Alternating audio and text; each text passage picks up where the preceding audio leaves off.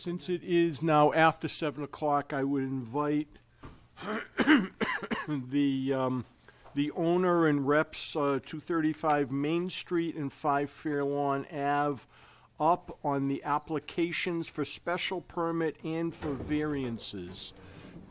And as our secretary is not here, I'm turning the reading over to our vice chair. Thank you, Mr. Chairman. Please take notice that a public hearing will be held on Thursday, October 6, 2022 at 7 p.m. by the Oxford Zoning Board of Appeals at the Town Hall, 325 Main Street, Oxford, Mass. To consider the variance application of Cumberland Farms, Inc. for property at 5 Fairlawn Avenue, Assessors Map 33E, Parcel P14, owned by 233 Main Street, LLC, and for property at 235 Main Street, Assessors Map 33E, Parcel P01, owned by VSH Realty, Inc., located in the Village Business Zoning District. The applicant requests several variances for signs in the VB Zoning District as set forth in Chapter 12, Signs of the Oxford Zoning Bylaw, a variance for parking within the front yard setback per Chapter 11, Motor Vehicle Access, and a variance of the front setback landscaped area per Chapter 11. The application can be viewed in the office of the town clerk or land management department during normal office hours. Anyone desiring to be heard on this matter should appear at the place, date, and time designated or submit written comments to the board before the date of the hearing. See masspublicnotices.org for legal notice. In addition, please take notice that a public hearing will be held Thursday, October 6th, 2022 at 7 p.m. by the Oxford Zoning Board of Appeals at the Oxford Town Hall, 235 Main Street, Oxford, Mass.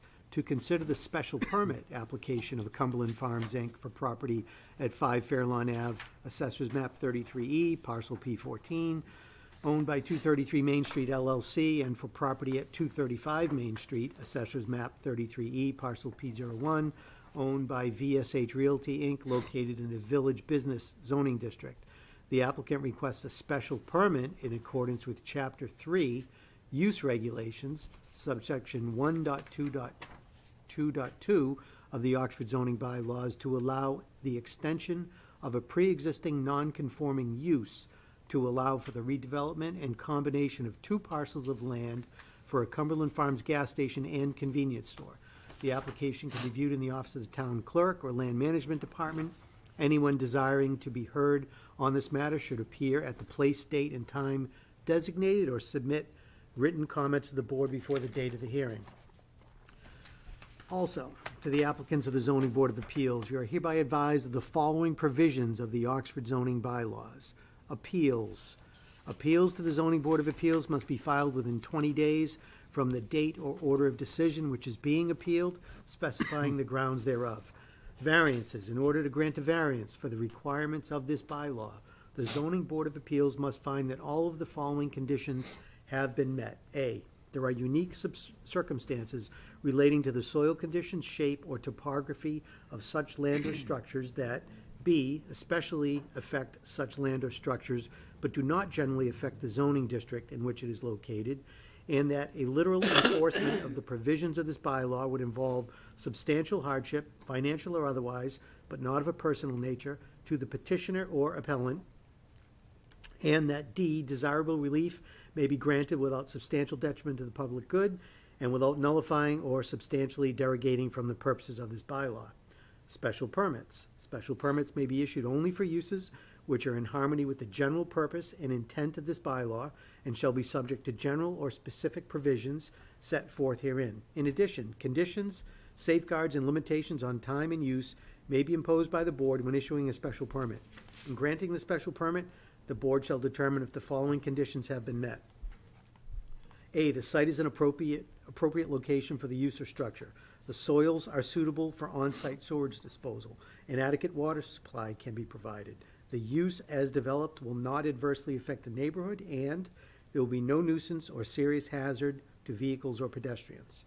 In accordance with Chapter 40A, Section 15 of the Massachusetts General Laws, you are hereby advised that any person aggrieved by the decision of the board relative to this matter must file an appeal as provided for in Section 17 of said Chapter 40A within 20 days after the filing of this decision in the office of the town clerk.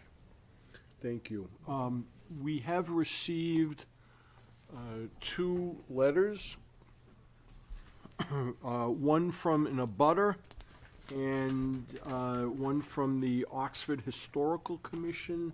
Would you read those into the record, please, starting with the abutter? Wait, you want me to read those? Yeah. Okay. Okay, I'll start with the short one. This one is from Mark Twombly Lee, Counselor at Law. It's addressed to David Silverman, Chairman, regarding Cumberland Farms. Dear Mr. Chairman, on behalf of Swish Cottage Management Incorporated, the record owner of 221 Main Street, Oxford, permit this letter to confirm support of the applicant's request for a special permit. Not only will the applicant's building be a great improvement over the decrepit structures on site, the applicant's traffic plan is a marked improvement over the free-for-all currently in existence. And then we have a letter from the Oxford Historical Commission. It's addressed to Mr. Patrick Dahlgren, Town of Oxford Building Commissioner, and CC'd to Planning Board, Zoning Board of Appeals, Oxford Land Management, regarding Cumberland Farms project at 235 Main Street and Fairlawn Ave, dated October 3rd, 2022. In accordance with the conditions of the Town of Oxford bylaws, the Oxford Historical Commission, Commissione? It may be an Italian reference. Because we're closed to Columbus Day, okay, is tasked to review new projects and specifically any proposed signs within the village business district.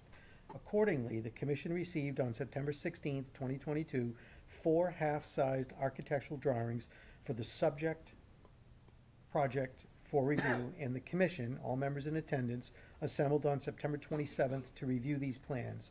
In the review, the commission took into consideration the location of the project being within the Oxford Main Street Historic District, established in 2011, the proximity to other historic buildings in the area, definition of the village business district, and impressions of the town available to visitors approaching from the south. The commission also separated its review in 2 categories, namely signs and the buildings with its surroundings. Signs. C. Pylon sign. The square footage area of the pylon sign far exceeds the maximum allowable by a factor of 3, 90 square feet projected as compared to 32 square feet maximum allowed by the bylaws. In addition, the poles and the encasement should reflect the historical surroundings and be made of wood or of a wooden facsimile. I say that? Facsimile there, yeah. Cumberland Farms. The sign mounted on the right side elevation and facing Fairlawn Avenue should have the illumination programmed to be extinguished in the evening at a reasonable time so as not to be a nuisance to Fairlawn Avenue inhabitants. A1, canopy signs. The number of proposed canopy signs appears excessive and should be reduced. B, the red RIA's sign should be eliminated from the building as it degrades from the aesthetical colonial architectural design of the building. Building and surroundings. Building. The building should have an overall look to reflect a colonial architectural design. Grids in all of the windows are considered necessary and would foster that requirement. The cultured stone along the base of the building should be of fieldstone design to reflect the historic colonial design. Surroundings. The appearance of the project could be enhanced with the addition of landscaping items such as planting of low-growing shrubbery along Main Street and landscape with grass, shrubs, and trees in the open areas on the southern side of the project. The commission is available and welcomes the opportunity to provide additional comments or clarification of the above items. Respectfully submitted, Colonel A. Russell, Pitco, USMC, retired Vice Chairman. Thank you. Welcome. All right, with that, I would point out to the applicant and his counsel the obvious. There are 4 members on the board. approval, if it is to come, of the special permit or variance would require 4 affirmative votes. I leave it to the applicant as to whether or not they wish to proceed tonight, given that there are only 4 members on the board tonight, or to put it over to another night. I would point out that the 2 members that are not here tonight can go and view the tape and sign in acknowledgement of the same, and be allowed to vote at a future hearing. So with that, I would put the question to you whether you wish to proceed or to postpone. Mr. Chairman, we'd like to proceed. Very good. Then I'll turn it over to you to go forward and lay out what it is you're looking to do, how you're looking to do it, and why. That sounds perfect. And I would ask, as part of your presentation, if you could address some of the issues raised by the Oxford Historical Commission as well. We'd be happy to. Thank you very much. I turn it over to you. Thank you very much, Mr. Chairman, members of the board. My name is Tom Reedy. I'm an attorney with Bacon Wilson out of Amherst. With me this evening, Phil Henry from Civil Design Group. He's the civil engineer for the project. Really high level, I'll start. We're gonna just talk about the project generally, what exists there now, what we're proposing. We've got some photo renderings where you'll see, if you're not familiar with it, what exists there now, and then what it would look like with what is proposed. And then I'll get into the special permit, and then those variances. So, with that, Phil, I'll turn it over to you just so I don't steal any thunder. And by all means, stop us during the presentation, ask questions, and then I'll turn over the chair to however you want to do public comment as well. Please. Okay, great. Phil Henry with Civil Design Group. I will. I'll just go through the plans high level. I'm happy to answer any specifics as we go along. So feel free to interrupt me. So what you're looking at here is the existing conditions plan. So we have Main Street along here. I'm gonna. My mouse will kind of dictate as I'm speaking. Fairlawn Ave runs along the right side of the page here. Here's the existing station here, and the additional land is the land that wraps the gas station here. There's a vacant Sonny's Farms, and this is, yeah, like an old market here. And then, as you can see, there's asphalt with spaces here. The access currently is a significantly wide curb cut along Main Street here, as well as a right-in only, we'll call it, at the intersection of Fairlawn and Main Street that kind of dumps you right into the pumps itself. And then there's also a fairly large curb cut on Fairlawn, which is sort of a free-for-all here with respect to access. What we propose to do is raise all the structures, so remove all the structures and construct a 4,400 square foot convenience store building here, or market building here. This is the structures here in substantial location of the existing structure that's there, with just slightly larger. The front door is facing here towards the pumps. The pumps here will be 4 pumps in a single dive configuration, meaning that there's just one row of pumps, unlike today where they're double dives configured from front to back. So there's four pumps, 8 fueling positions, 1 on each side, and that's going to be supported by 30 striped spaces around the pumps as well. And then if you include the 8 at the pumps, you have a total of 38 parking spaces. Access to the site will be more direct as compared to the existing condition. So, and one of the design objectives was to get the curb cuts as far away from the intersection as we could. So we believe we accomplished that goal. Most notably on Main Street here, we have one full access curb cut. If you recall, this curb cut, the existing curb cut stretches from where my mouse is all the way to where my mouse is here. So we're going to be directing vehicular flow more aligned with the internal access drive here.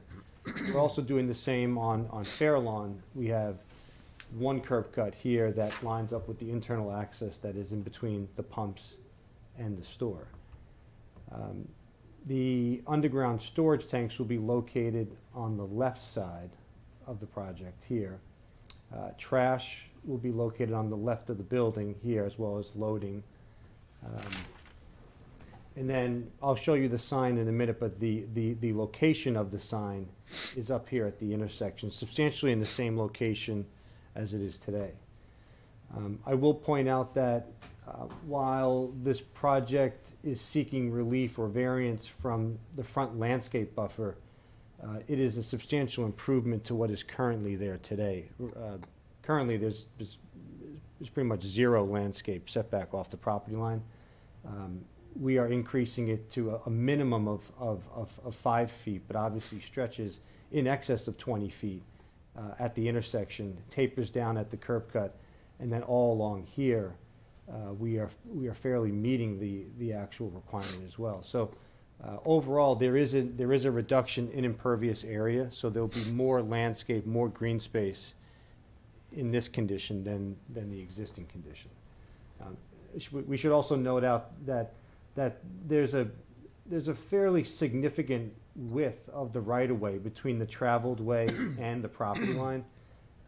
Most of this today is landscaped, although some of the asphalt of the site stretches into the right-of-way. We're going to be cleaning that up and landscaping all that. So there will be additional landscaping that we've not added on the plan, but there will be some additional landscape area within the right-of-way. And then we're also rerouting the sidewalk. Currently, the sidewalk is routed through the property. Traditionally, sidewalk stays in the right-of-way, which we're shooting for and proposing on the redevelopment. So that's the general overview. I can share with you some before and after renderings. So this is the existing condition on Main Street looking south, or from the south, I should say. So that's the existing condition. And then this is a proposed, we'll call it photo simulation, where Cumberland Farms' vendor takes our plan and photo renders it in a third dimension. So as you can see, the convenience store back here with the pumps, and then parking spaces, and then here's the curb cut on Main Street. And then looking at the intersection of Fairlawn, from the intersection of Fairlawn and Main, looking back northwest, we'll call it, or no, I'm sorry, southwest. That's the existing condition, and this is the proposed condition. Convenience store out back, pumps up front, parking, and then all the landscaping, and then that's a representation of the sign itself. Just jumping back to Question, Want me to go back to the rendering? from the current sign on the corner to the proposed new sign, how much higher are you proposing it to be? I believe the existing sign, it's 18 feet? I think it's under 20 feet. From the floor, From from the ground up? Yeah, from the existing, and then the proposed is we're proposing it to be 25. Okay. I think we are increasing the height. We're proposing to increase the height. 5 to 6 feet. Yeah, that's a fair assessment, yeah. Okay. I believe 30 is allowed under zoning. I guess since we're talking about the signs, well, I'll just go to the sign sheet here.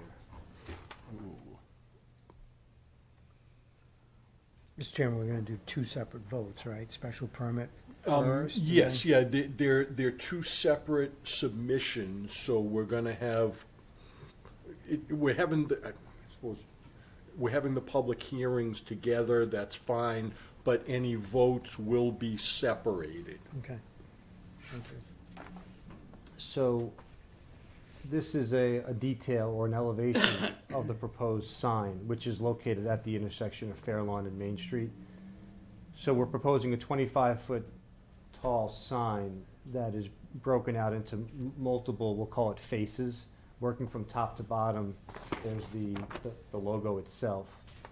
there's the price sign, and then there's obviously, as you can see, there's a farmhouse sign and a RIA's sign here. This totals 80 square feet. Farmhouse, is that a merchant that's going to be located inside? I've never heard the name before. Yeah. Do you want to? Yeah, sure. So it's not a merchant where you might think of Dunkin' Donuts inside. These are all owned by Cumberland Farms. So it's there. They have a commissary in Westboro, and so their products are being sold in the stores, and that's what these, so Ria's Pizzeria and the Farmhouse Kitchen are just their branding of their products within the store itself. So it's not like a Wendy's or a Dunkin' Donuts or an Arby's within like a travel center, so to speak. It is just the rebranding, essentially the rebranding of what you're seeing in Cumberland Farms, and just a little bit elevated. Okay.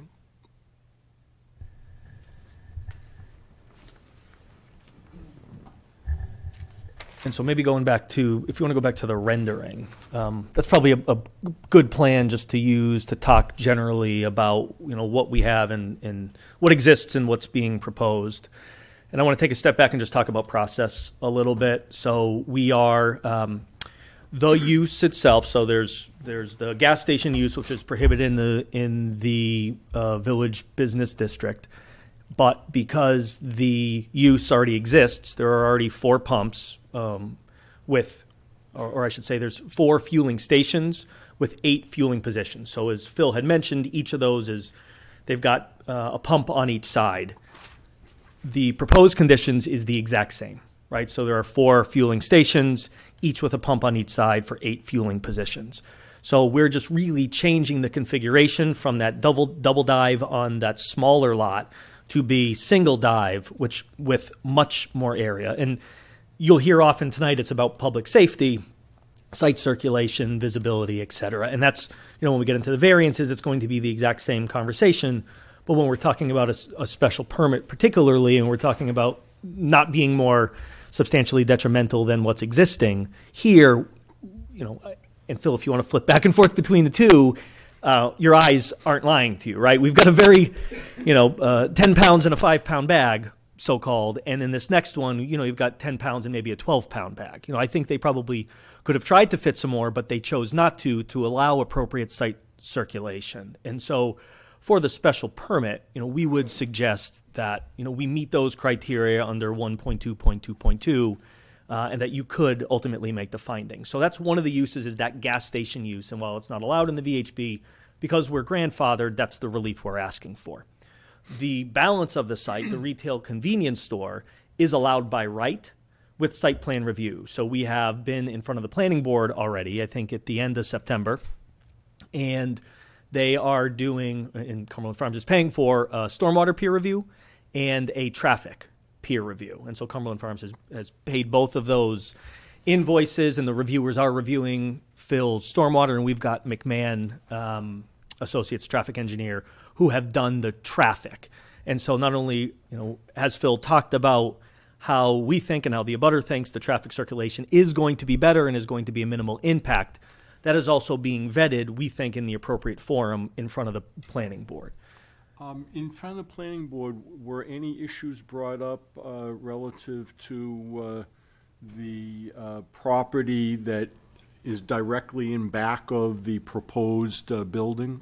There at that board there was not, and there was no abutter there. I don't know if they're here this evening. We'd be happy to hear from them, obviously. And so maybe a little bit of background. I've done this. I do land use permitting. I've permitted pick a number of Cumberland Farms. We've put them in areas like this, and so if there are issues, there are things that we can talk about for potential mitigation if there's some concerns. Ultimately, and what I'm just trying to do is kind of tease out the convenience store from the gas station, because the gas station is really what is germane to you as the special permit granting authority. And then separately, we'll talk about the variances, the landscape buffer, the setback, et cetera. But I just wanted to at least touch on, there is a simultaneous process going on, with the planning board, and they do have peer reviewers. 2, or B, we're also going, we need to go in front of the Board of Selectmen, the Select Board, for our fuel storage license. And so we'll need to go through the fire department, the Select Board to grant us that license, and then also the state fire marshal. And this isn't Cumberland's first rodeo, as you can appreciate. And so, that's an additional layer of approval that's going to be needed to make sure that it is, in fact, a safe site. So just to talk about kind of the whole structure of what we're looking to do, you're a part of it, you're not the entirety of it. So that's, as far as a special permit goes, it's kind of like for fueling stations, for fueling stations, we think, just in a better configuration. And then on the variances, we've got the parking in the front setback. It's under section 2.2. And we're really looking to park essentially, I'll call it a portion of 11 vehicles. And why I say a portion is, as Phil noted, and Phil, maybe if you want to go back to the existing conditions plan, and if you've been out there, you see that the sidewalk is actually like a cross-hatched area of painting on the ground leading from the southerly property to the northerly property. And that's, what you're dealing with here. And so this is, it's somewhat unbridled, unregulated. The pavement comes right up to the property line. And so right now we're already non-conforming. The same thing with landscape, not meeting that landscape requirement. We're already non-conforming. But in talking to your building commissioner, he thought it was more appropriate for us to request a variance than look for another special permit for a finding. And so those two variances that we're asking for the parking in the front setback and for relief from the landscape buffer, we think are required because, and Phil, if you want to go back to 4.0, in that southwest corner of the property, which is up in the left corner, that's where we're going to put our septic system. And so we've got to pull everything away from that, and that just kind of moves the whole site closer to the road. And as a result, we're trying to maintain certain distances to allow for appropriate tanker circulation. So you can see on the plans, accessing through Fairlawn, this is Phil's mouse is now following the tanker truck or any large vehicle, particularly the tanker. We want to make sure it can circulate the site. It comes in, it would drop its fuel and then exit out of that southerly curb cut and then travel again in a northerly direction. So, could you address where the tanker truck comes in now? Ooh. Do you want to go back to existing conditions? Chuck, do you know? This is Chuck Meek, First Hartford, the preferred developer for Cumberland Farm. So he kind of picks it up and runs with it. I don't know if he... What do you need to know, Dave? Colloquial knowledge of where the tanker truck currently pulls in. I'm just looking for everyone to be able to put apples to apples and whatnot. Currently, the trailer pulls in from Fairlawn Ave. Okay. It goes on the westerly side of the back side of the building, and then takes a left heading east, and pretty much blocks everything up. Okay, so but it's similar to what they're looking to do now. Okay. Similar pattern, just like an inside curve. Mr. Chairman? So they come in just here, about. they make a left here. Here are the underground storage tanks. How many gallons are those? 30,000, I think. So yeah, they're here, and he probably sits here, so they fuel on the right-hand side in a protected fashion. And then he probably comes out this access here.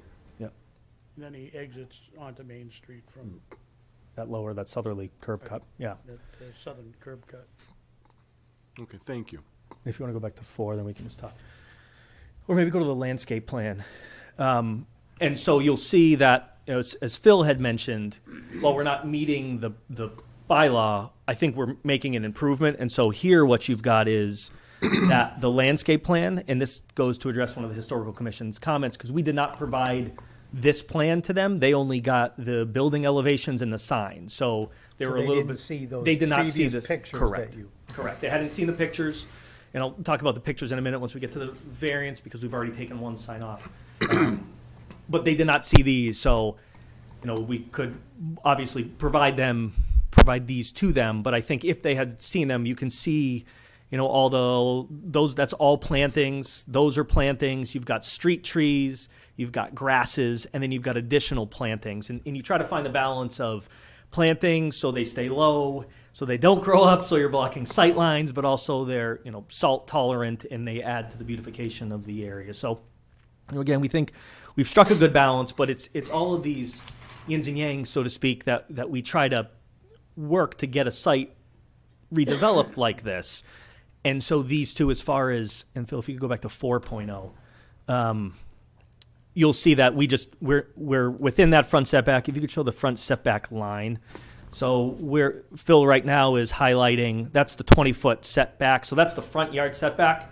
And so those are the portions of those parking spaces within which we exist, right? So if we were to pull that back, the whole site is modified, and we've got to shift things around. And I think given the subsurface soil conditions over where we're going to put the septic tank, we just wouldn't be able to make this site work. I'm going Please.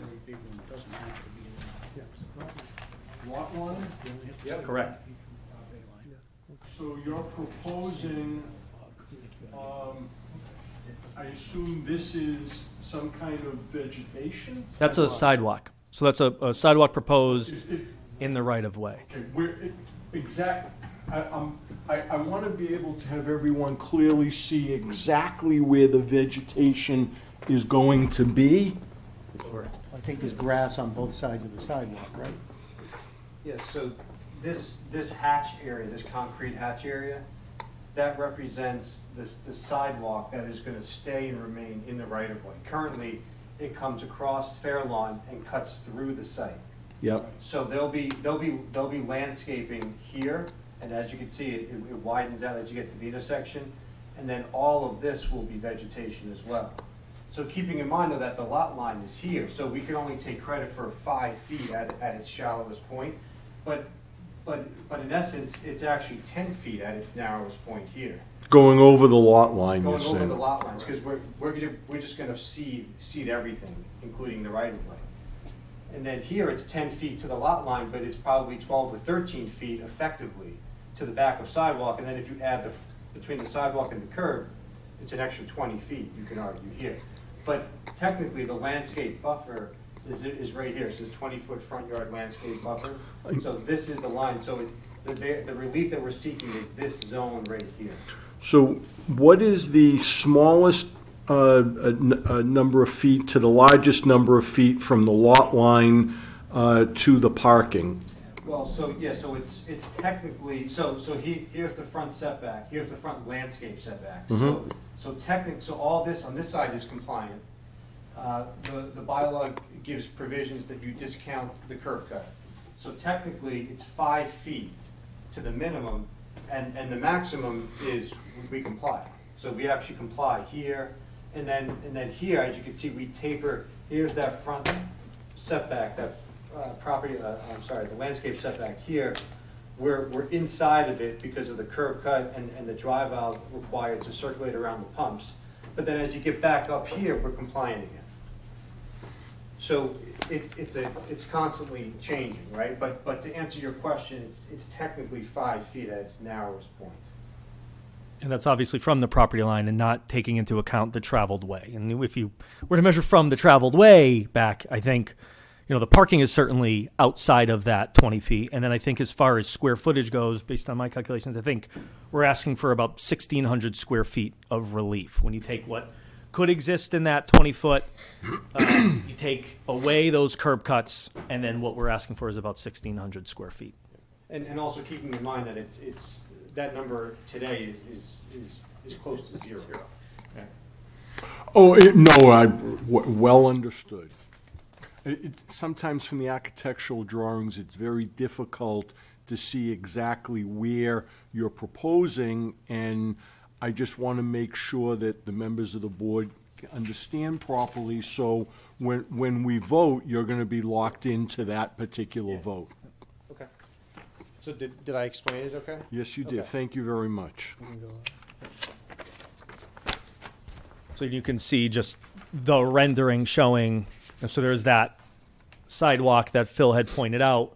You've got about that 5 feet right over on this edge. You know, all of this grass is within the right-of-way, as is the concrete, and then you've got, you know, how Phil had shown it, it widens out, but you've got some vegetation here, you've got compliance here. This one we fall a little bit short on because of the tapering, and then you've got some compliance back here. So this is, I'd like to say, what you see is what you get here. Has the town, any of the other boards brought up any issues about your planting of grass or what have you? Nothing.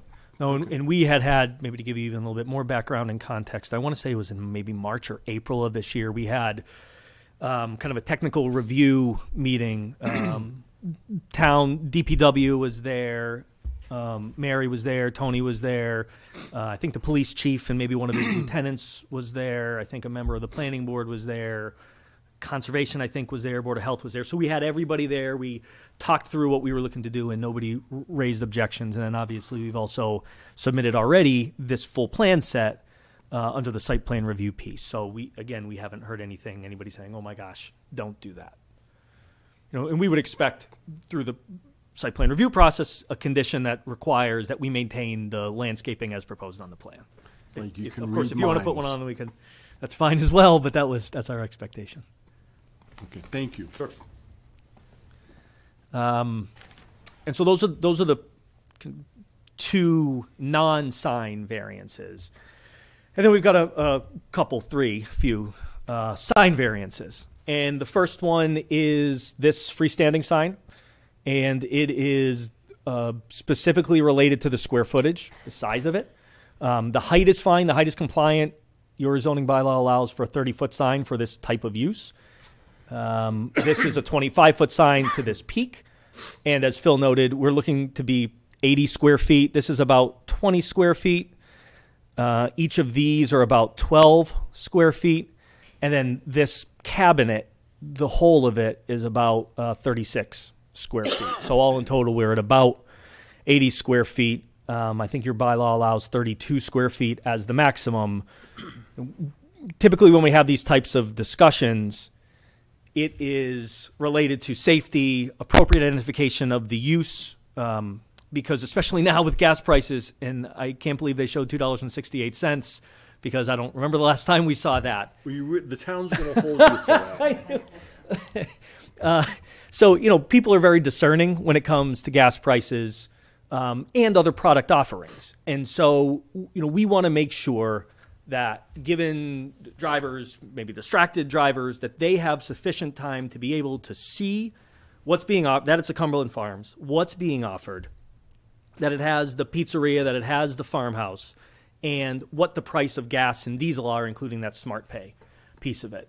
Sufficient time enough for them to say, yes, I am going to turn into this site, or I'm going to keep going. And so the key is to be able to make sure that they can see both from the southerly direction and the northerly direction, sufficient so they can either take Fairlawn, you know, put their blinker on, alert people, especially there's a crosswalk not so far, and we probably have it here, right? So there's this crosswalk right here. Somebody's going to have to identify that this is the place that they want to go to. There is this second curb cut, but you'd hate people jamming on their brakes here if they can avoid it. Knowing about it further back, putting their blinker on, slowing down, letting pedestrians know that they're going to turn, letting cars coming from, the cars behind them know that they're going to turn, and also vehicles exiting the site know that they're going to turn. So, you know, what we found is that identification, you know, making sure that people know the products and the gas prices are the most important because that promotes public safety. And so then that's the first variance that we're looking for, is the size of this sign. The second one is the wall sign area. And so we have 3 wall signs proposed. We've got one here on the side with Fairlawn Ave. We've got one here. I'll probably switch to, yeah, thank you. Blocked by the Canopy sign, but we've got another sign back here. And then we've got a Ria's Pizzeria sign here. Those in total are 109.1 square feet. Your bylaw allows the lesser of 32 square feet or 10% of the facade. I would bet we would comply with 10% of the facade, but it's that 32 square feet. You know, each of, I think this one is 33.9 square feet, and these Cumberland Farm signs here, and I can show you a better image of what it looks like, are 37.6 square feet. One of the comments of the Historical Commission was have this turn off at night just because it's facing Fairlawn. And I think, depending, I'd like to hear from neighbors and hear what they have to say, assuming that they're going to talk about the project. I think the priority for Cumberland Farms would be this Ria Pizzeria sign and this front sign. And so if there was discussion, we'd be happy to have discussion about the side sign here.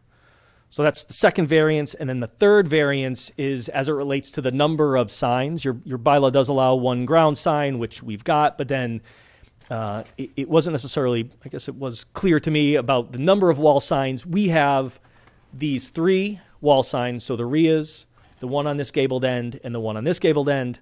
And then we had originally proposed 3 canopy signs. We've seen what the Historical Commission said.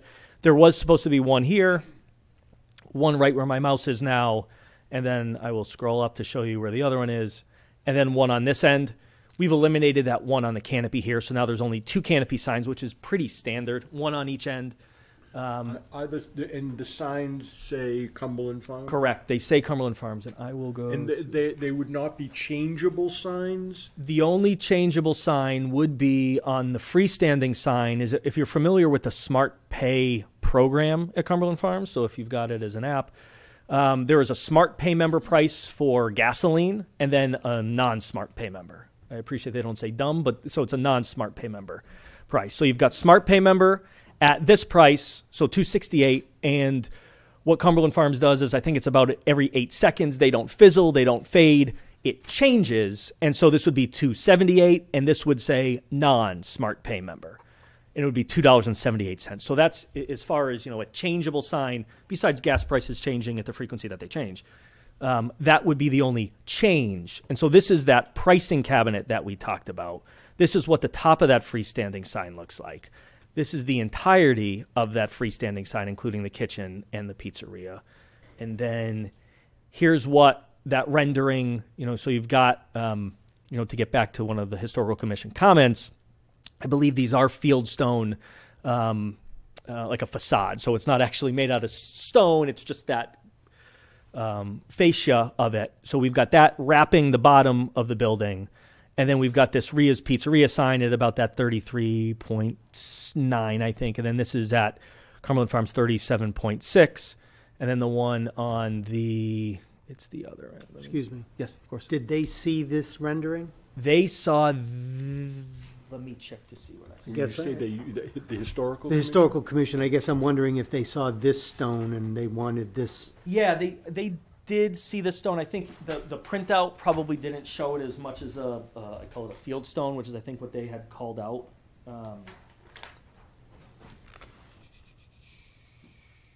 Field stone design. Cultured stone along the base should be a field stone design.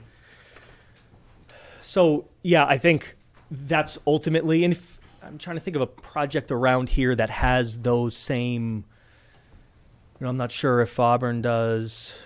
Hopedale have the stone, so Hopedale may be one that has the stone wrap around the bottom. But that's the idea here, is that they would be that fieldstone-esque type of design.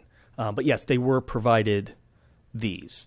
And so then the 3 sign variances are the freestanding sign for the size of it, the wall signs for the size of them, and then the number of wall signs that we have. And so those would be the 3 variance requests that we have for the signs. Let me see if I can mention anything else from the Historical Commission letter. I think one of the things, as far as the Historical Commission had mentioned using some sort of wood-like structure. What we have here are they're plain white. I think we would wrap the bottom. I don't think they're shown in these images. We would wrap the bottom in a stone planter. As far as I'm concerned, I think they do look somewhat similar to wood. I don't think we would want to use wood. I think because of the heft of the sign, but I think the white And we've done some with like a stone planter or stone wrap all the way up. They tend to look a little gaudy, in my opinion, and not necessarily in that New England vernacular. So I think something just plain white, four square, with nice sharp corners. We could add a planter here if that is the pleasure of the board. That we discussed this, and we're happy to discuss that further about the turning that off at night. We've reduced the number of canopy signs from 3 to 2. This reassign is really important to Cumberland Farms. And so... Is it something that they're rolling out? Yeah, precisely. And I can tell you that I am pick a number of other communities going for approvals for this very sign. I mean, and it's just starting. We're just starting to have hearings for them on this, but this is something that they're rolling out. Yeah, precisely. And then the building, one of the things that in the renderings that we gave to the Historical Commission, I don't know if they could tell, but they asked for, I think, grids in all of the windows. So if you look at, I'll scroll up, there are grids. These are fake windows, but there's grids in them. There are grids here. There's another dormer with grids. Each of the dormers have grids, and on the northerly side, there's also fake windows, I believe, with grids. And with the front facade, they have grids at the top. So, I don't know. Is it a 4x4, or will it be a 4x4? Let me go to here. Yeah, so there you go, exactly. And let me zoom in a bit, right? So you've got, these look like 6 over 6, 6 over 6. And then here at the top, you've got those grids, and really the point of not having them here, and I drove up and down Route 12 a little bit before I came, there's not a lot of businesses, or even houses for that matter, that have those grids all over the house or the business. And I think here it's important to maintain somewhat unobstructed sight visibility through these windows so that you don't have the potential distortion of those grids. But anywhere else that we could put them, we put them because we're sensitive to that New England architecture. Cornice returns here, gabled ends, gabled dormers, gable entranceway. It breaks up the massing of the building. All this stuff breaks up the massing of the building. And then we've got nice, faux clapboard siding. We've got this stone veneer wrap around the base. And so, we think it's an attractive, aesthetically pleasing building. And then we talked about the landscape comment already from the Historical Commission. I think if they would have been provided, they would have seen what those renderings show. There you can see the whole building. You can see really how these lights or how these windows are broken up into the different lights. You've got the grids at the top, and you've got grids here, here, here, and you've got the southerly side elevation with those grids as well. I'm not sure. And on the northerly side elevation, the same thing. You've got grids there. So where we could, we did. And the Cumberland Farms on where the mouse is right now, that sign, that will be a lit up sign? Correct. They're all internally illuminated.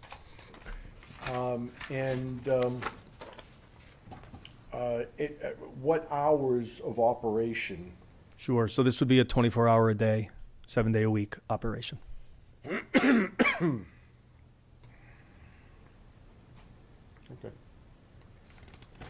I can flip back to the site plan, and then obviously, as we get into public comment, as we listen from the board, any questions, we're open books, for better or worse.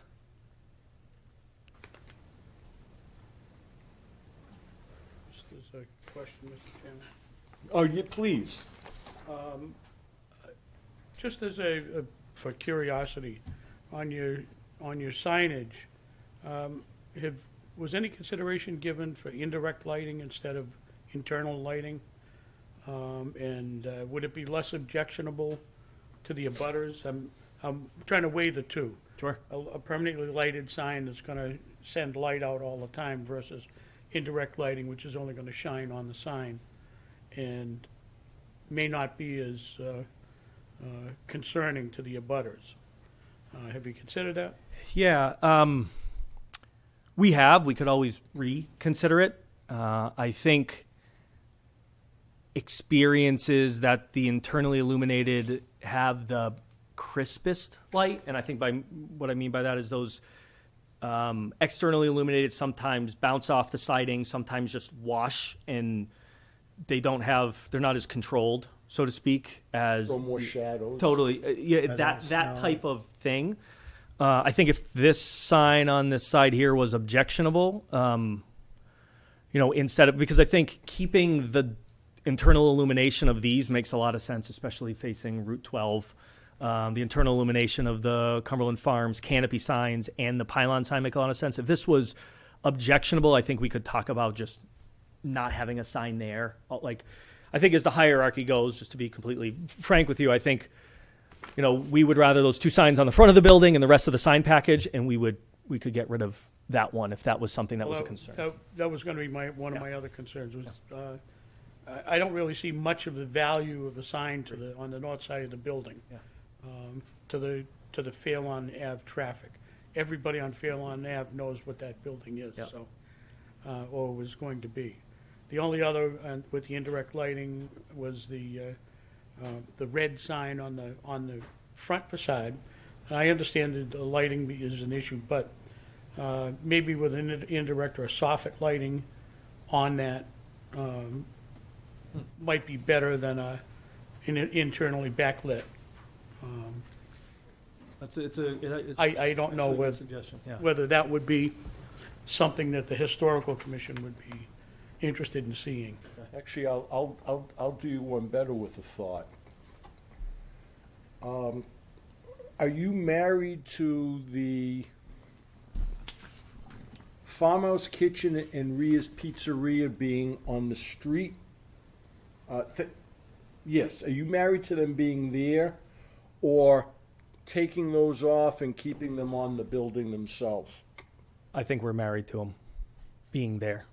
I think the sign package as proposed is, I think this one could be cut, and I think Cumberland Farms would be okay with it.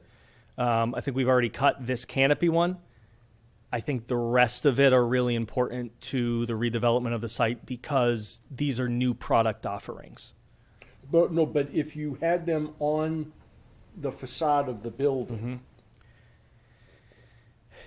Instead of on the pedestal. Yeah. I want to be very sensitive about to a certain extent, I take marching orders and I come and I say this is what I've heard that they like. So, I guess maybe we'd like to hear from the neighbors and kind of get a sense from the board of where you're at with it. And then if I have to go back, if we're continue it for like a couple of weeks, just because we've got, we've got a hard deadline coming up. As far as explain what that is. The hard deadline. So contractually, so Cumberland Farms owns a part of the site. They don't own the entirety of the site yet. There's a contract to acquire the balance of the site, and there are deadlines, due diligence deadlines, contingency deadlines within that contract, whereby if you don't fish or cut bait by a certain period of time, you lose a significant amount of money. And so it's really imperative that Cumberland Farms knows whether or not they have these permits before that date, and it's coming up in November. And so that's why our planning board meeting is October 26th, I believe. So if 24th, okay, the end of October. I should make sure my calendar's updated. And so we would just ask for something from you sooner. If there's some homework where you say, hey, go back and see if you can do a externally illuminated RIA sign, see how much heartburn, or if, and this is part of the conversation is, what do you think about the freestanding sign? Is it too big? Is it too tall? Do we drop it down a little bit, make sure we maintain that site visibility? Do we bring it down to 20 feet and then keep everything that's the same on that sign? And I don't want to horse trade, but that's what I'm doing to a certain extent here. So, I'm not one to call myself Monty Hall.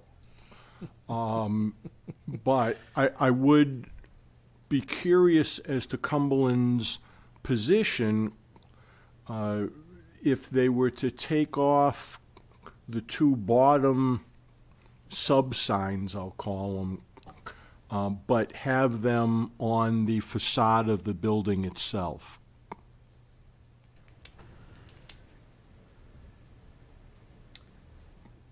if I may, Mr. Chairman, I'd like to see if that's the case and the two sub-signs do get relocated, the height of the sign could be brought down.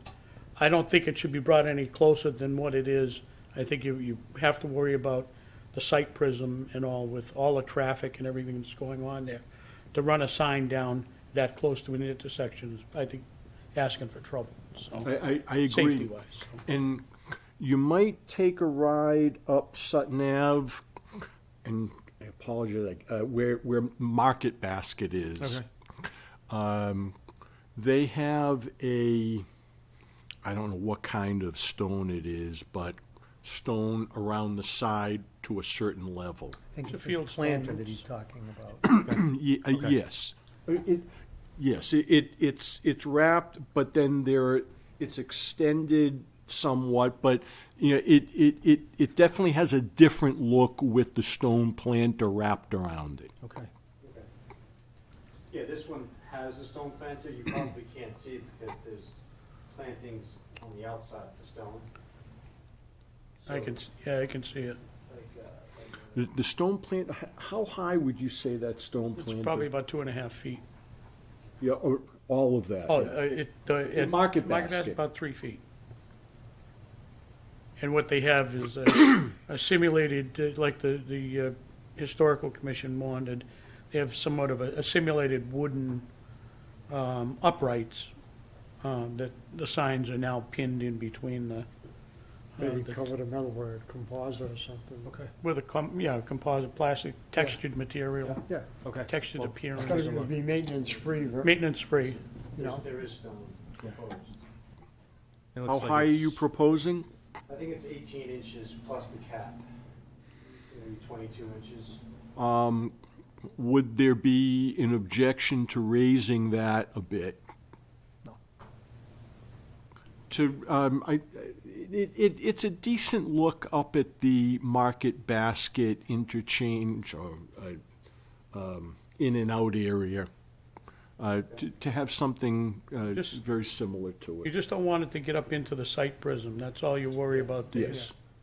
Well, with the signs being that high up, I don't You know, you think. figure your car windows, that's what The cars will be coming out of Sutton. so the car Fairlawn windows, Ave. which should not be any higher than a car window, so. Right. Yeah. Oh, yeah, you don't want to get into a sight line vis-à-vis traffic. Yeah, I think anything less than 2.5 feet, but that's what we usually shoot for. So, Yeah, you know, if we look at it, it's that'd be, 30 you know, the 30 inches would be a compromise, I guess, so. And looking at locating on the facade of the building as opposed to on the sign itself. I understand you roll out a new product or a product line, you really want to advertise it.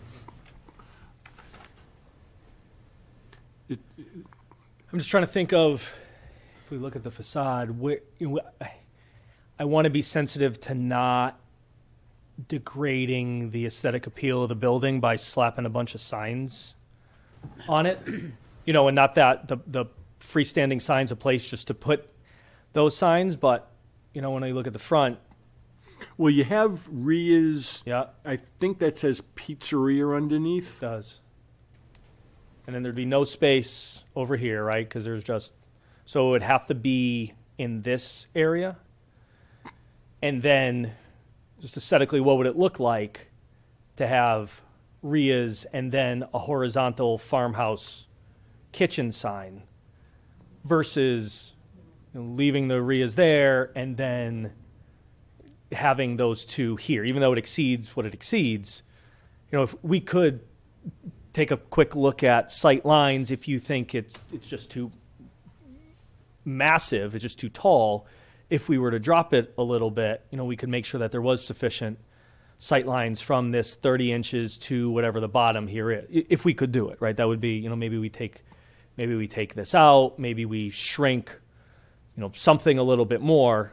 But if it just feels, I'm just trying to get a sense from the board of what is the, you know, is it the number of it? Because it seems, you know, when I look here, to somewhat fit in with the overall, you know, because this roof back here is what, 32.5 feet, Phil?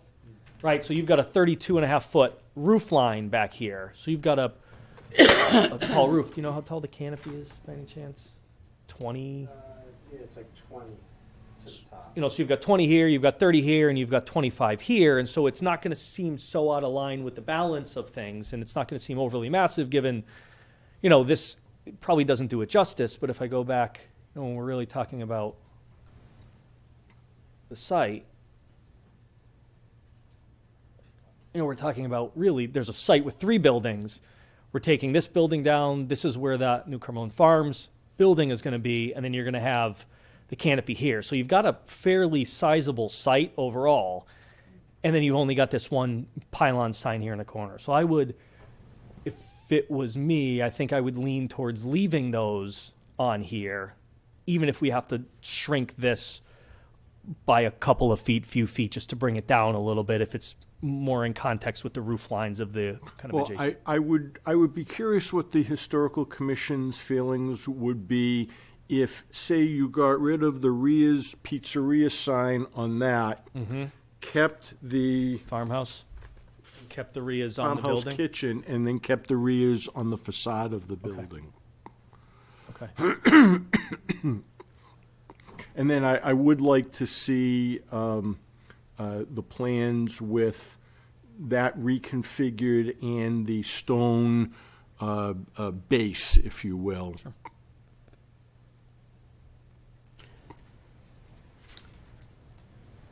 The unfortunate thing, no matter how much lipstick you put on it, the canopy is the thing that just does not do justice to the site. You can make everything look great, but the canopy, because it's a necessity. Yeah, the fire escape. Well, it is a certain improvement, substantial, over what is currently there. Absolutely. Just to remind everybody. I told Chuck earlier I would just point. I wouldn't even say anything. I would just say, look it. Yeah, I mean, it obviously it's a I think a really And good on a redevelopment. good day, it's difficult to get into the gas part. I speak personally from my own experience. You know, just for the board's consideration, the signs on the building, so the face of that building is about 135 feet off of the traveled way. So part of the thinking of this area of the signs and perhaps moving the farmhouse sign to the building, you're essentially moving that sort of advertisement from, say, 25 feet off the road to 135 feet off the road. So, you know, we're certainly not looking for sympathy. I'm just pointing out a fact that the areas of the sign, so like a sign half the size but half the distance appears to be, from the naked eye, the same size as a sign twice the size, twice as far. But So- I would just, in response, the Ria's sign on the facade will be lit. I mean, that's what you're proposing. So if it was only the Ria's sign that was taken off from, I'm sorry, what do you call that big, tall sign? What? Pylon? Pylon sign, thank you. See, I hear pylon, I think of those little orange cones that you put so cars don't hit little children. You leave the farmhouse kitchen on there if there's no realistic place to locate it on the facade of the building. But the Ria's sign, since you're proposing to have a decently sized sign on the facade, and I would be curious what the take is from the Historical Commission based on that. It's not an unreasonable, call it horse trade. Compromise. Agreed. What's the width of the curb cuts?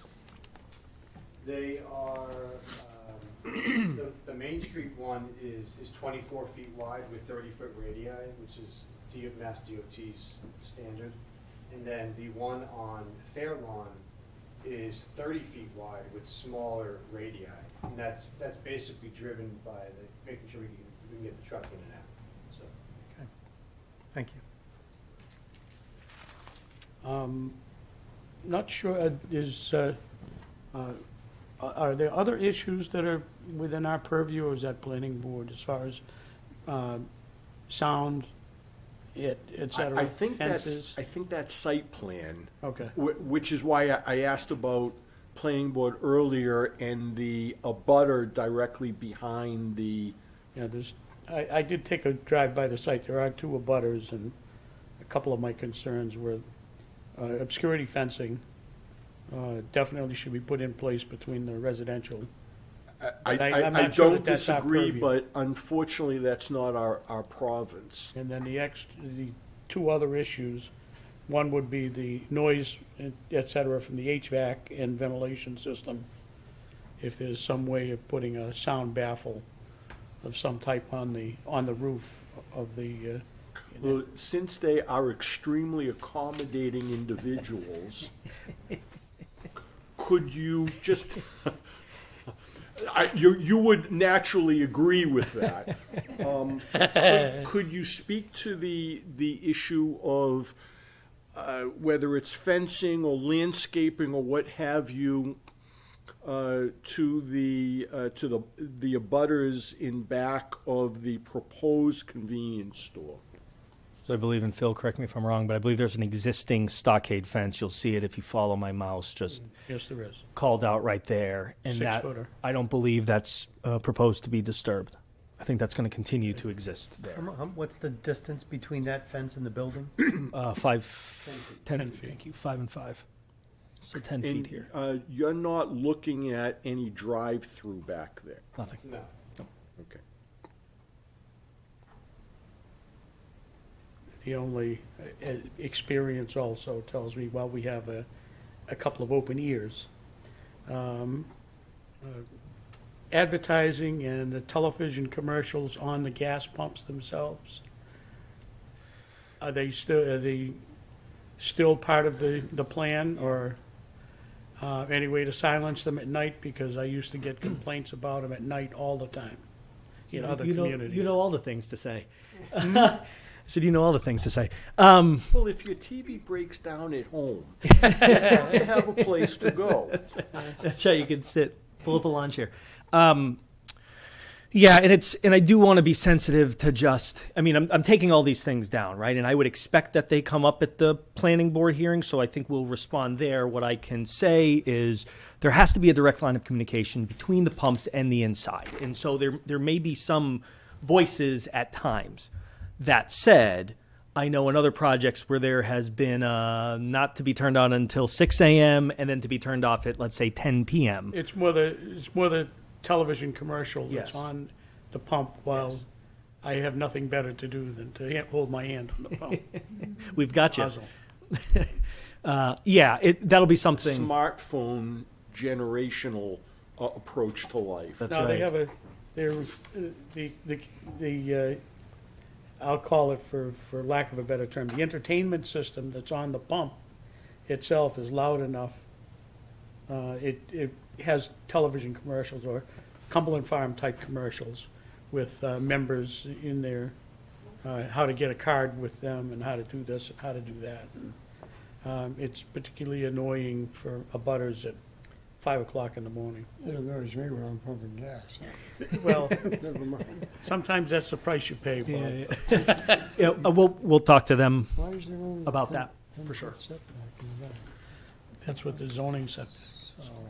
Have you had an opportunity to go through everything you wanted to go through or address any of the concerns? Yes, I would ask. I don't believe you're looking to close the public hearing, but I would make sure that No. it's okay. No. Then we've had our chance. Thank you. I did see a hand back there. Oh, 2 hands. No, he raised his first earlier. No, you need to come up, though. Oh, you chickened out. I'm going to remember that.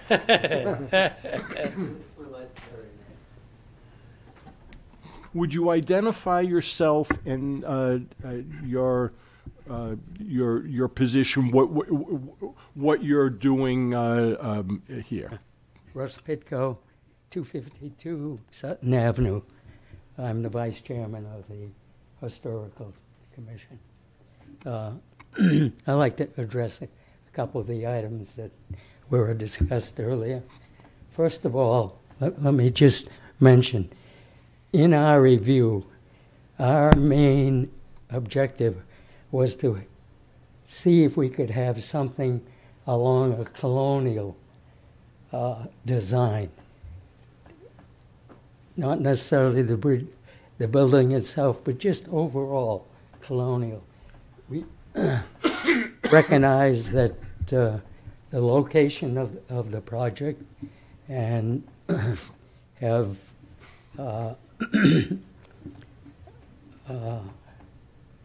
taken that into consideration. On the pylon itself, apparently the bylaws were set for a certain reason. The size of the pylon or the sign. 32 square feet was the maximum. Here we are looking at 80 to 90 square feet. Also, the design of the sign. Earlier was mentioned the market basket sign. The market basket sign is encased with a form of stone. The whole sign is encased. We look at this presentation. What do we have is one white solid line. Couldn't that be done something with it to make it a little bit more attractive? Yeah, certainly. If I could, through the chair. Yeah, I mean, if Please, if you would mind. if you're looking, and this is, I'm very happy that you're here. This is saving, I think, us a lot of time. If you're looking for some sort of stone veneer to kind of encapsulate the entirety of the sign, I'm sure we could look at that. You know, we're trying to find that balance of, Right. you know, we like the white, crisp, clean look, but if you're saying, hey guys, look at the stone wrapping. Stone or a tree design. I'm sorry, could you repeat what kind of a design? A tree, A such as an oak tree. If you look at the market basket sign, there's a design of a tree at the top. Oh, okay. And I might mention that it was probably a white oak, and it came from the Huguenot white oak, which is a tradition in the town of Oxford. So if you would think about that, it would be helpful.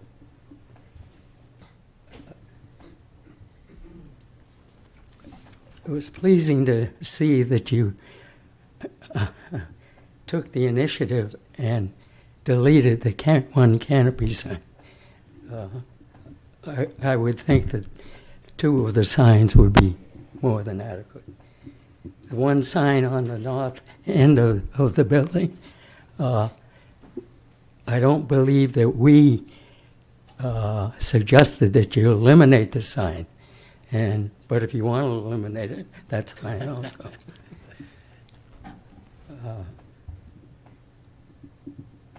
Grids. The commission is very adamant about grids in all windows, and not necessarily 4x4 or 6x6 or just grids at the top. We want grids in all of the windows. And back to the one item, but not to the least item, is the rear sign. That sign does not fit in a colonial architectural design. And the commission feels that it should not be on the front of the building. We don't mind on the pylon sign, but not on front of the building. And what if I could, Mr. Chair, what about the suggestion of it being externally illuminated with some gooseneck lighting? I think we'll have to look at that, but just offhand, I don't think it would sell. Okay. Thank you, Mr. Chairman. Mr. Picco, if you wouldn't mind just another minute. Sure. So, are you saying that the commission would be okay having the Ria's Pizzeria sign on the pylon sign and not on the facade of the building itself? Correct. Knowing that that would then obviously increase the square foot area of the pylon sign. Or keep it at its current proposed. Well, you could keep it at its current proposed, but it would be more than At the, 32 square feet. that's correct. Correct.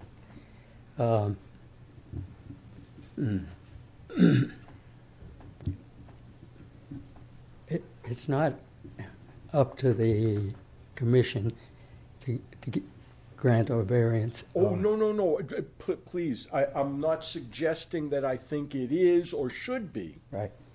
I'm curious about the commission's position, and I'm looking for some feedback on your position. And I think you provided it well, and I appreciate that. Okay. Is that it? Well, unless you had anything else, unless you had anything else that you would like to address or any questions. No, I don't, but maybe Terry has some additional information. Come on up.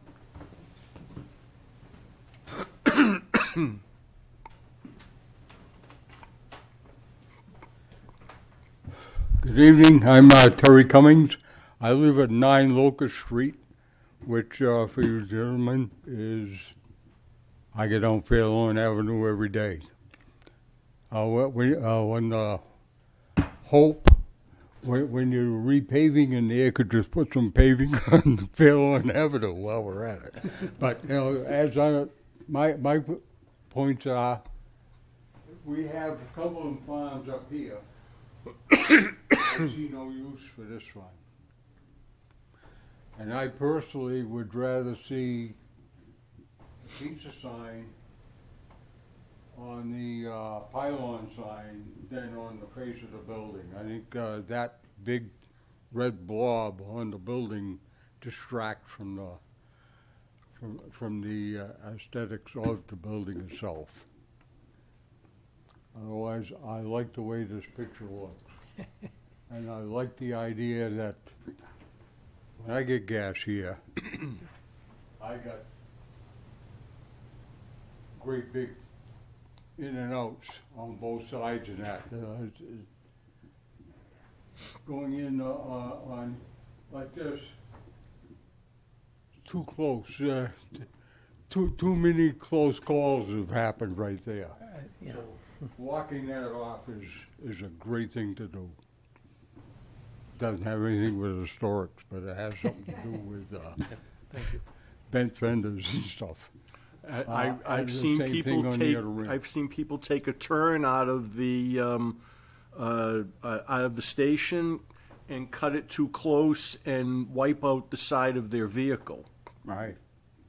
I say I get on Fairlawn every day, and up Fairlawn, and I see too many close calls with that entrance right there.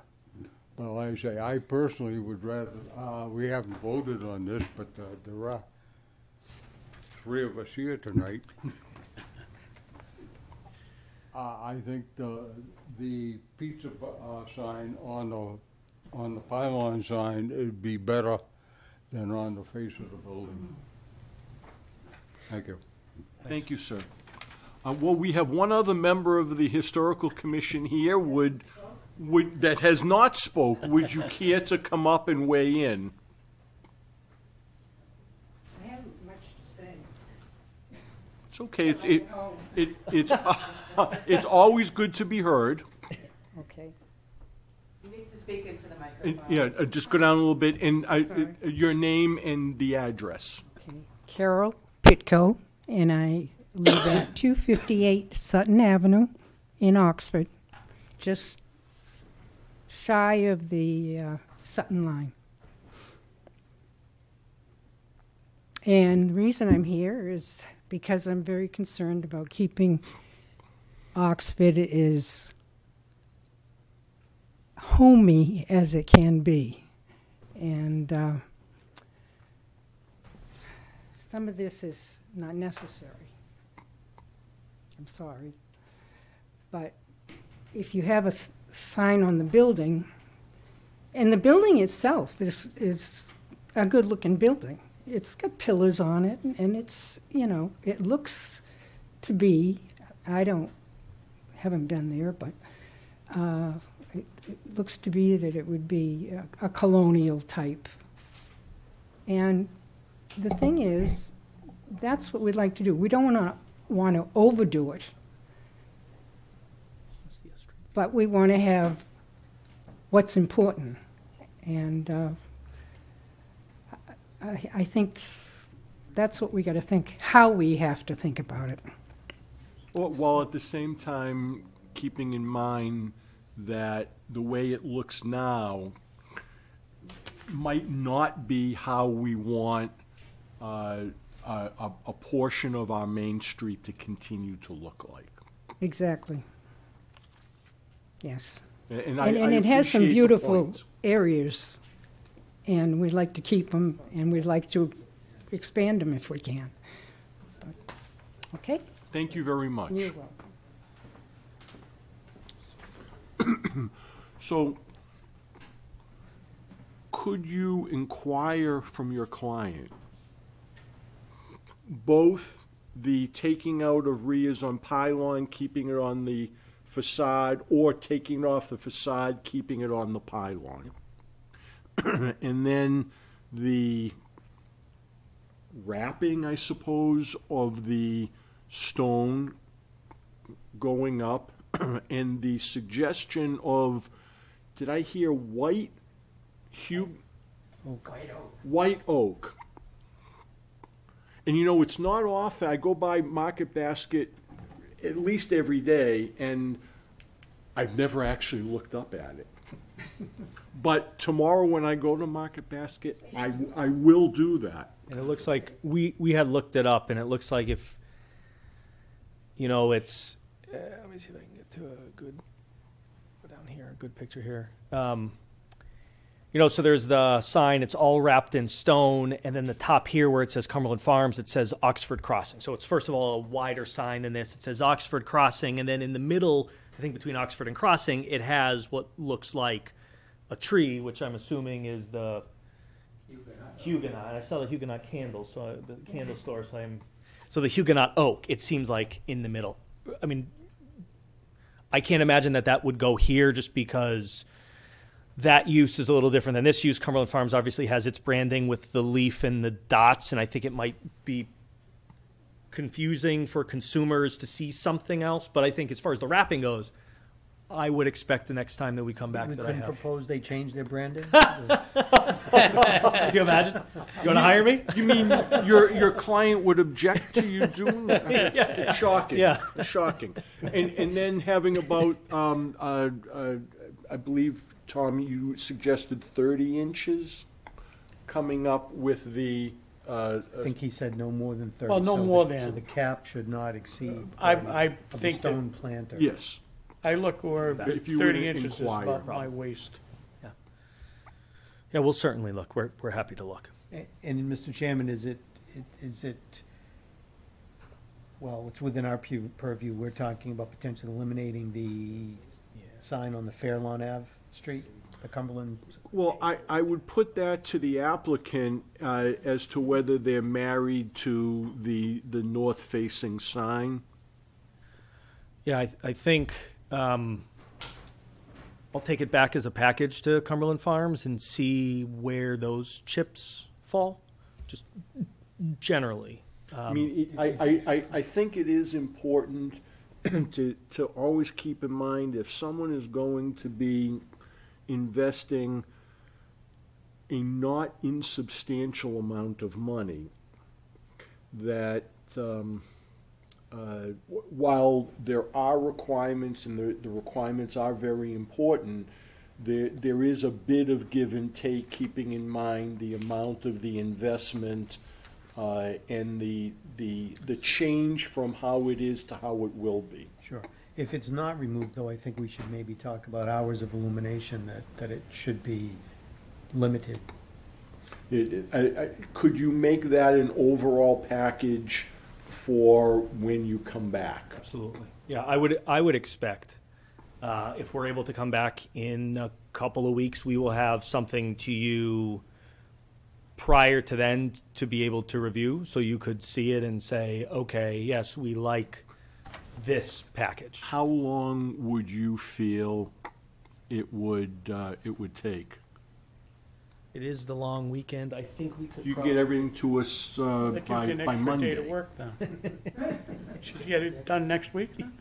I would think next week is reasonable. I mean, I'm talking for other professionals, and they might not be so happy with me. I mean, Phil, you don't have nothing to do, right? No, it'll be. I mean, it would be. I don't know if I could get the photo rendering updated. We may be able to because Cumberland uses this company quite a bit, and so they've got some leverage with them.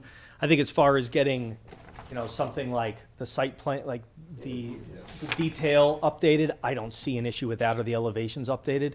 I think we could, if tomorrow morning, I'll send an email, if not later tonight, saying here's what they asked for, and then Cumberland Farms is going to say, well, we can't give up the reassign, or that's okay if we get the reassign on the pylon and we move the northerly sign onto the south side. I just don't know what they're going to respond. Maybe if you could come with all of the various possible permutations. Sure. I would, I don't want to go much further out than 2 weeks, though. Nope, I think that's fine. We can certainly do it in 2 weeks. At the end of the month, I'm out of the country for the last few days of the month through the first week through the first week of November. So, and I know that you have issues, schedules with the planning board. So I, if possible, if you could light whatever fires you have to, so that we can have this in 2 weeks. Yeah, we can certainly, I don't have any issue being back here in 2 weeks with those plans. It's, if you would want them, and I don't know that it's, you can probably, I trust the board is bright enough to look and to say, oh, well, we like this, we don't like that. If we can get it to you beforehand, I'll certainly get it to you as early beforehand as possible. But 2 weeks, so the 20th, we can certainly have this package here with us, if not sooner. Would the members of the commission that are here be available to be back here in 2 weeks? Very good. Thank you. Mr. Chairman, are we voting on anything tonight? Like special permit? It seems everything is questionable on the variances. Or are we going to continue? I would like to vote on everything together. Okay. So I would, Mary? I've scheduled a meeting for a special permit and a variance on the 20th at 7 o'clock on another matter. Not to say that Cumberland Farms can't continue their public hearing on that date. What is the other matter? The other is an addition, a special permit for pre-existing non-conforming and a variance because it encroaches on the front yard setback. So their hearing would have to be after this one. Their hearing is already scheduled for 7 o'clock. So Right, so this why one. don't we do This continuation would have to be 7:45? 7, we can put 7:30. Okay. Yeah, so I would, if you do, if I could suggest, unsolicited, if you do like 7:05, because sometimes what we see is if that other group were to continue, you would not be able to start ours until that 7:45 or 7:30. So if you say 7:05, we can always start after, but we just can't. So So the if- planning board is 5 minutes. 5 minutes. If you're here We'll be and you here. still have to wait, Not a problem. okay. All right, very good. I will entertain a motion to continue the public hearings to 7:05 2 weeks from tonight. So moved. Second. And we'll vote, Yes. Yes. Yes. and that's unanimous. Thank you. And then, Mary, if you could have the other members maybe watch so that they would be Right. if they want to, that they could watch, so they'd be eligible to vote. Thank you very much for your submission Thank you. and your presentation. It's a good conversation, we appreciate it. And not too much longer, it's gonna be socks, Next but time you see me. you gotta look at your compatriot. I wanna see socks like his next Too time. much style, he's got too much style. You know, and I've no socks either. Wishful thinking. Tom. Nothing to say, so. Are you gonna adjourn? I don't, Is there we any didn't other have business? anything else, There did we? isn't anything else. I'll entertain a motion to adjourn, So moved. and who will second it? Tom, and we'll vote, Yes. Yes. and I'll make it unanimous, meeting adjourned.